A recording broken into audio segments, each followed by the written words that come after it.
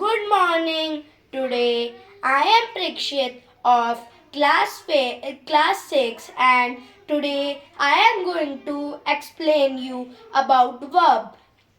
Do you know what is a verb? If you know, write your answer in the comment box and please subscribe to our channel and I will upload more educational videos daily and you can get more education from my videos and I am very close to 50 subscribers. After my 50 subscribers are complete, I will be live and explain you about everything. Now, a word that expresses an action, position, or a state of being in a sentence is called verb.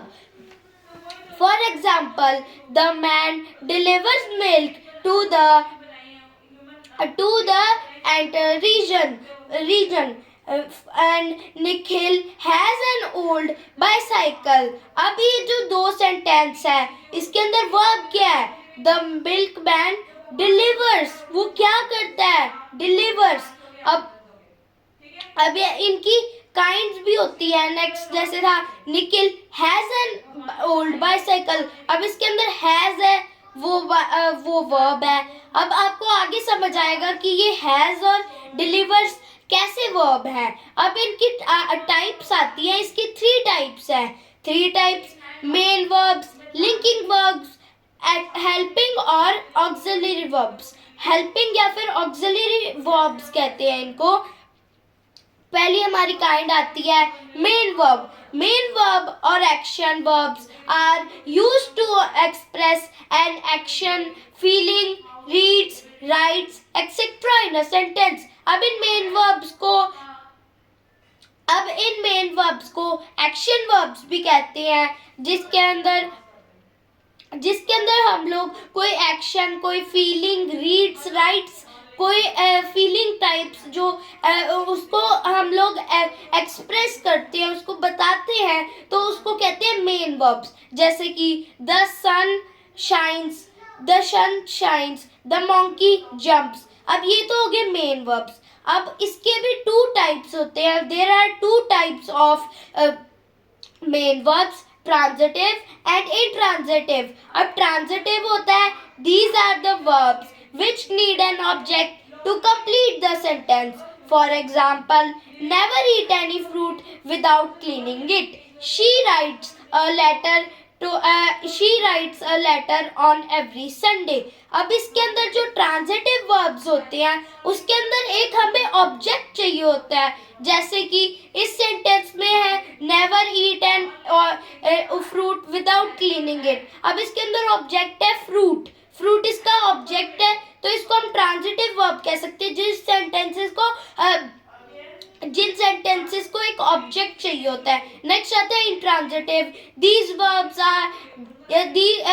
verbs the verbs which do not need an object is called intransitive verb. अब for example he jumped, the dog ran. अब इनको हमें इन जो होती है intransitive verbs, इनको कोई भी ऑब्जेक्ट की जरूरत नहीं होती. दे जम्प्ड, द डॉग रैन. इसके अंदर कोई ऑब्जेक्ट नहीं है, बस एक सब्जेक्ट है. जैसे द डॉग रैन ये सब्जेक्ट है तो इसके अंदर बस एक सब्जेक्ट है और कोई ऑब्जेक्ट इसको नीड नहीं है.